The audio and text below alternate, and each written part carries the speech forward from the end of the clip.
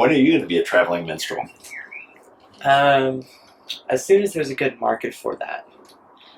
And I think that... Oh, you can't wait for there to be a market. You got to create that market. That's true. I don't know, I just feel like it's so much work, you know, like, you're a canvasser, you get it. Like, yeah, a lot of people don't want to be bothered. And I feel like a traveling minstrel is, like, what people think canvassers really are. Like, I feel like people in, like, the Renaissance times thought the same way about traveling minstrels as I would be fucking Jeff down the street thinks about canvassers, you know? But you see, in medieval times, they didn't have Netflix. They only had traveling minstrel. So they were super stoked when they came to town. That is true. Netflix stole all the traveling minstrel jobs. That's what I'm trying to say. I feel like I should learn mandolin first, you know? Yeah. That's like the classic instrument. I don't know. I don't know about history. How many instruments do you play? Well, play well. I only play trumpet well. How many, if there was just every instrument ever, how many of them could you pick up and make a noise that would pass? I could make a noise that would pass for music. Maybe 4 instruments. Okay, what are those? Trumpet, guitar, piano, and probably trombone. Okay. But that's pretty much just a long trumpet. I really don't know about trumpet, yeah. I played guitar, took guitar class, and then I was in a band playing electric bass, which is the easiest instrument possible. It's also one of the most important. That's right. It gives the foundation for all of the harmony there. But yeah. It was fun. I don't know. I liked being in the band. It was good. It's good times. Just a bunch of high school kids. Yeah. We were called the Patron Saints. The Patron Saints. Yeah. Don Pedrito was our band's patron saint. What does that mean? I don't know, but you know those candles? Yeah. You get with saints on them? Mm-hmm. There's one with Don Pedrito. And then we got that and put it in our studio. So you just worshipped Don Pedrito? No, he was just the patron saint of our band called the Patron Saints. Gotcha. So like the mascot of your school, the Patron Saints? Sure. Okay. I went to an art school. We didn't have a mascot. We didn't have any sports teams. We always joked that it was like a paintbrush. I also went to an art school. Yeah. We didn't have any mascots either because there were no sports. Yeah. Did we go to the same school? It's possible. No, you went to New Mexico. Yeah. I went there. You went there? I went a few semesters. I don't know. I liked going to an art school. It was a fun time. Yeah, it was a weird. How many people went to your school? I think there were like 46 in my graduating class. Wow. That's small. My graduating class had like 60 people. Oh, wow. It was you went to a big school. Oh, yeah, it was huge. Fucking huge. No, but it was like a 6 through 12 sort of program, so you know the friends that you graduate with for like 7 years. Yeah. It's kind of fucked up. Because it makes it really hard to date people. There's no anonymity whatsoever. Like, you could not have a discreet one-night stand if you tried so hard. And that... She goes to a different school. I don't know. Yeah, dude, that was the nice thing about going to kind of a smaller school is like I at least knew the name of like everyone I went to school with. Yeah, pretty much. Did you have like a tribe? I did. Yeah. We were pretentious as hell. I was like, well, okay, all right. So, say it with me. So. We were like, it's kind of weird thinking back, but we were like, I don't really know. I feel like we were like the popular kids. Yeah. Which is not a big bar to cross in a small art school. Like, how many people total went to your school, do you think? Like 150 or so. That's tiny. It's teeny tiny. Yeah. Yeah, so not a high bar to be the popular kids at all. No. But we had our lunch table. That was like, and we were the table. Yeah. And there was like some drama at one point. Ooh. Because there were like ex-girlfriends in the mix and stuff. But going yeah, back that's to the problem of being at a small school, Yeah. The drama is inescapable for everybody. It is. Yeah, everyone knew. And then, like, half of us, like, we were just, like, fucking tired of sitting with these people at lunch. And so we sat at a different table. And it was, like, old. It was the heresy. school gossip for, like, the week. Blasphemers. Like, what's going on? Damn. It also didn't work because we sat down at the... God, I can't believe I'm thinking about this. Because we had, like, our table that we sat at lunch. Mm-hmm. And they were, like, little circular tables that, like, sat maybe, I don't know, like 10 people around or so. Yeah. And there were just, like, a bunch of them out in a, like, repurposed gymnasium. Because they're like, this is our school. Yeah. It's a fucking cafeteria now. Yeah. So, like, there was a table we always sat at. And then, like, me and a few of my friends are like, okay, we're sitting at a different table today. So we, like, sat at a different table, like, with some other people. But, like, everyone else that sat at the table that we were trying to avoid were just like, oh, I guess we're sitting over here today. And, like, they moved over there and, like, kicked out the people that usually sat at that table. And they were all confused. Yeah. Started some drama, man. Wow. That is... That's bold. That's like Brexit right there. The rest of the EU is like, oh, where these guys go? I kind of liked them a little bit. You can't sit with us. No. Now, I felt the same way about my high school. Like, well, all through middle school. It was like a really strange dynamic. Like, all through middle school, we had the same lunch table that we all went to. So wait, did you go, like, from 6th grade from through 6th grade to 12th grade? It was, some deep cuts in there. But, like, in middle school, then we started going to lunch in the band room. Or in high school, rather. Okay. So after middle school had finished. So the middle schoolers and the high school students, like, had lunch at different places? No, there were, like, two separate lunch shifts. There was, like, lunch A, lunch B, and then enrichment A and enrichment B. Basically, there was like a 35-minute period where you could do whatever you fucking wanted, called enrichment. Basically, it was just like intended to be like an extra study time for like if you needed that, or you could just, do a little bit more of the art form that you wanted to do. Yeah. But that got pretty annoying because then enrichment B in the band room became just people having lunch all the time, and it totally like ruined that practice space. So then, all my friends started going to lunch in the band room. Also because our band teacher was super, super hip. Yeah. He was like just hanging. I remember one time we went on a trip to Silverton, Idaho for a jazz festival. Nice. And we were in a hotel. And one day we started playing Cards Against Humanity. And our teacher found us in there. And he just joined the game. So here we are just like playing Cards Against Humanity with our band teacher. Like an authority figure just laughing, just having a laugh. There was, I forget what the card was, but his card was Harry Potter dungeon porn or something. Many awesome inappropriate jokes were made. Excellent. But yeah, I don't know, I feel like a very unique high school experience. For sure, yeah. For your high school, was one of the graduation requirements that you had to like take a certain amount of every art form? Or was it just like... No, actually. We had, like, kind of, like, majors or whatever. Yeah. Yeah. So it was either, like, literary, culinary... Oh, you had culinary arts at your school? We did, yeah. Oh, man, I wish I had culinary arts at my school. It was pretty... Although, like, I had some friends who did it, and they all said it sucked. Yeah. Because you had to, like, make lunch... for all the other students. That's not culinary arts. That's feeding. It's different. Now I feel bad. Different. Because the teacher was super cool. Yeah. But I do remember them all complaining. Because they also had to, but... I just feel like if I'm going to take a culinary arts class, I don't want to learn how to make school lunches. I want to learn how to...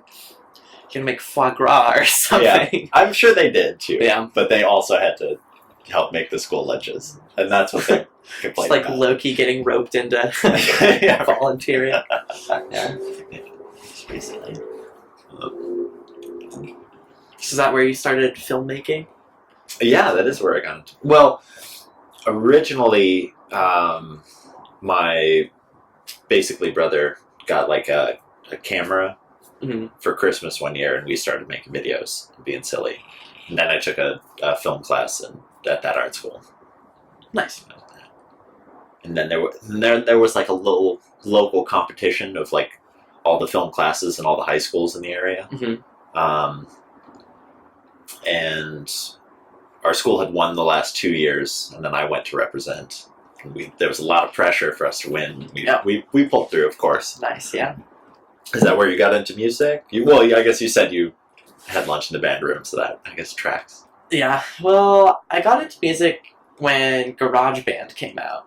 Or no, not GarageBand. What was it? Guitar Hero. Okay. Yeah, so my dad got a PS3 when I was in the 3rd grade, and one of the games was Guitar Hero, and I was just mind blown, because I was like, just starting to enjoy music, you know? I was like, oh shit, guitar is the single coolest instrument that there is, and I want to be a rock star. I want to be Slash from Guns N' Roses for like the rest of my life. So that's sort of like where my aspiration to play music came from.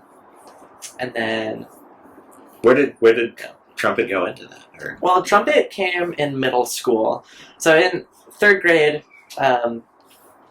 my parents actually got me a guitar, and I started learning it. It was not very good. I could play like Smoke on the Water, and that's the one everyone learns. Yeah, that's all you need, really. And then I learned how to do it with power chords, and I thought that I had learned everything. You're basically Slash at this point. Yeah, basically Slash, having learned Smoke on the Water with power chords.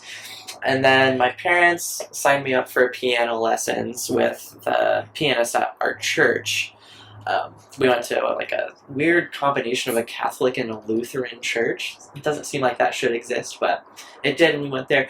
Anyways, they forced me to take these piano lessons. It's kind of beautiful. That kind of church is kind of beautiful in a word. Yeah, it is. Yeah, it's good. It's pretty nice. You know, lots of good people, but we stopped going. Anywho, those piano lessons, just like being forced to play an instrument that I didn't really want to play at the time, kind of just like forged a little bit of an angsty spirit within me, and it made me like want to be a rock star even more.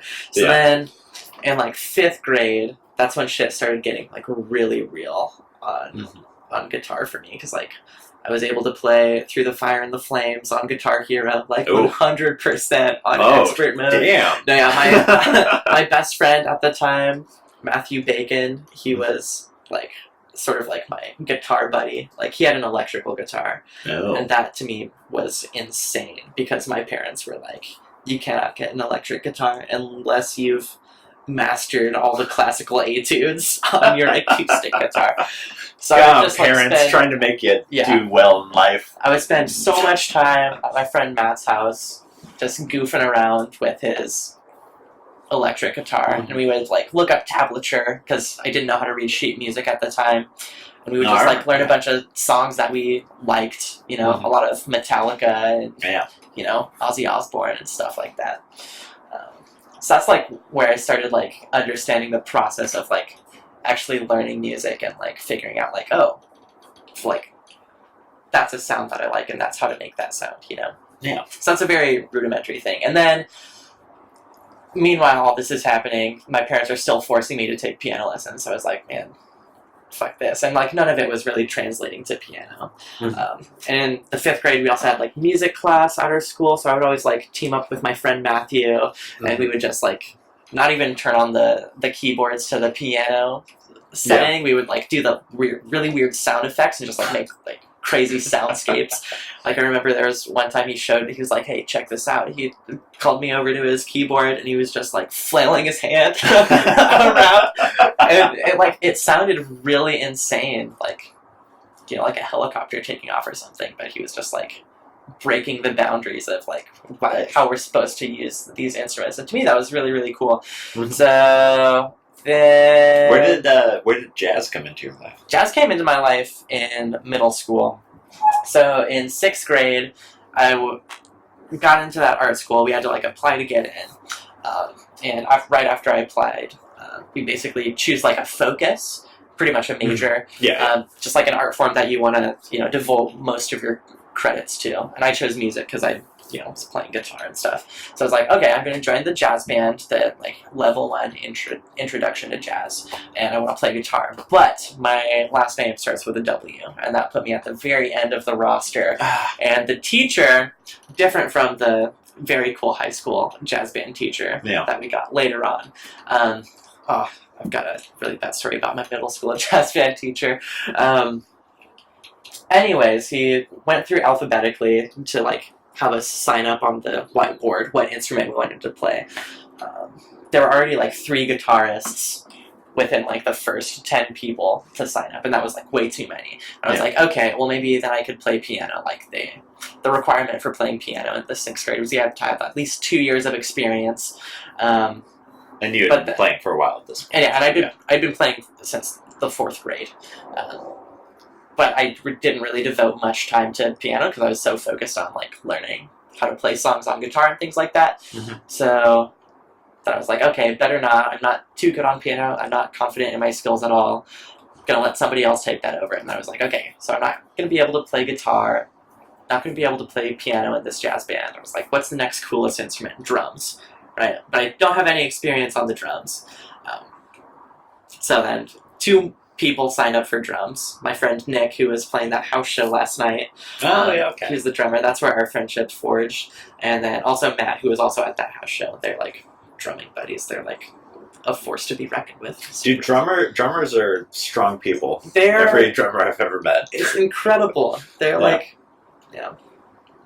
they always get a bad rap because everybody likes to make fun of drummers, but like... No, that's why. They're hardened. They're like hardened steel. Yes, yeah. like a folded katana. But also, like the other thing, when I played in the band... Okay, this is the Porchcast, so we have to deal with cars driving by. The Porchcast. And like my friends who have been in bands, everyone is always looking for a drummer. Yeah. If you want to always be in a band... be a drummer, because everyone's always looking for a drummer. Yeah, because like a drummer... If you want, like, guitar, you have to... Every morning when you wake up, you have to, like, brush 5 guitarists out of your way to get to work. Yeah, that's so true. So, like, all the important roles had quickly filled up in middle school. The rhythm section, bass, guitar, piano, drums, all filled up. And I was like, okay, well, saxophone... My sister had played the saxophone. She was 3 years older than me, and she had played the saxophone in the jazz band. So I was like, okay, well, we already have a saxophone in the house. That would be like logistically the easiest to pick up and learn. And also, she knows how to play the saxophone, so I would have like a private teacher around all the time. The saxophone is also the sexiest instrument. It is, objectively the sexiest instrument. As long as you're taking silhouettes into account. Yeah, yeah, certainly. Yeah. But then 13 people proceeded to sign up to play the saxophone, and my band director was like, all right, that's enough. No more saxes.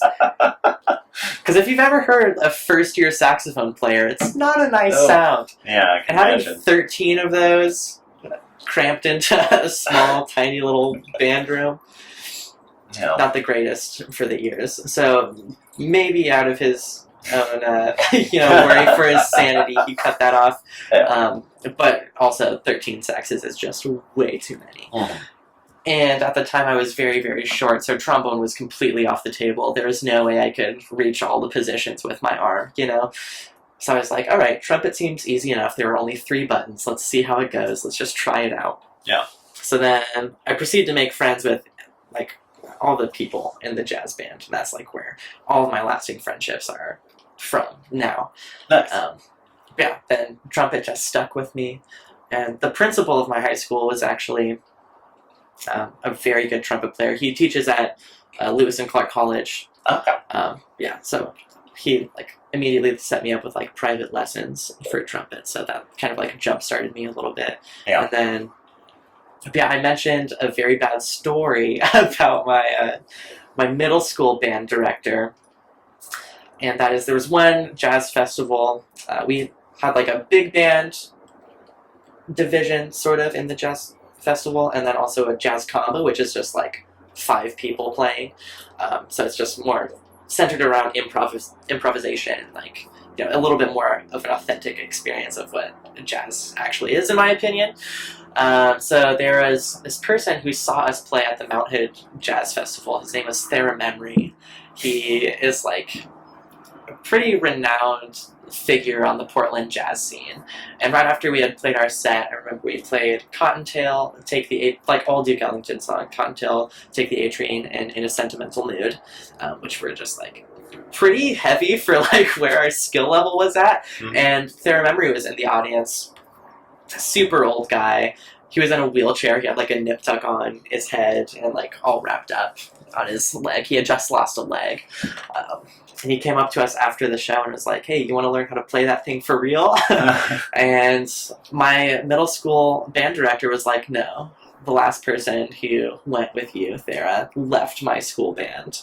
So I kind of missed out on that experience. But fast forward like 5 years, even more friends in the jazz band. We had just gotten this new bassist named Chris Ramirez. Shout out, Chris. He was in Thera Memory's band called the American Music Program.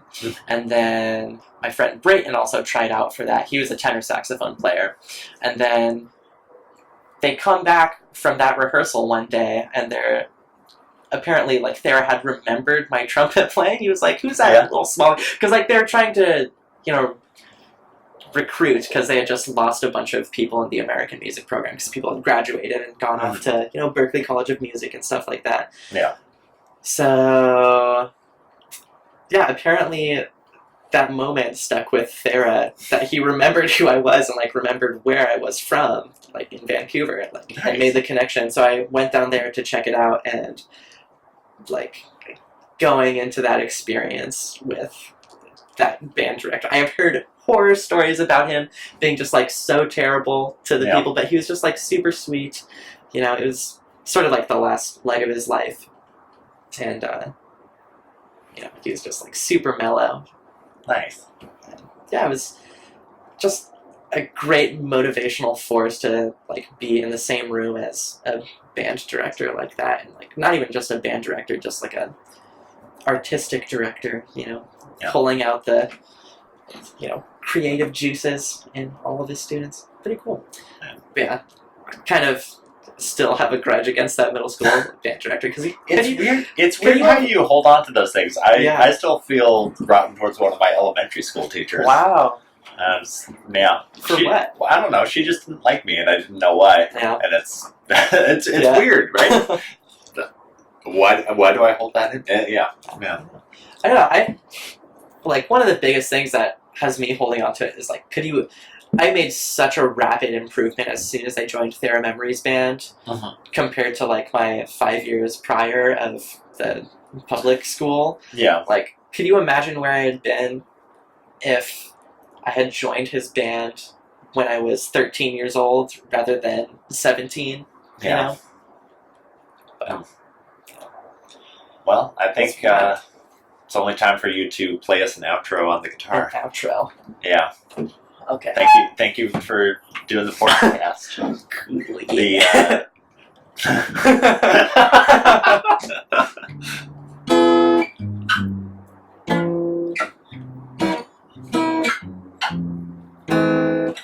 Yeah, thanks for sharing your music memories. Also, I haven't been recording this entire time.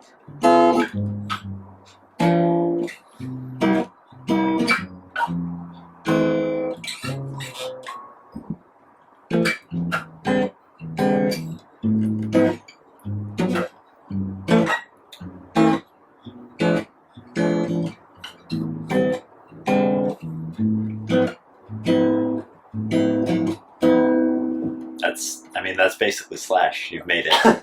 Nah, not quite Slash. My taste you're just quickly evolved. You're just missing a hat. That's it.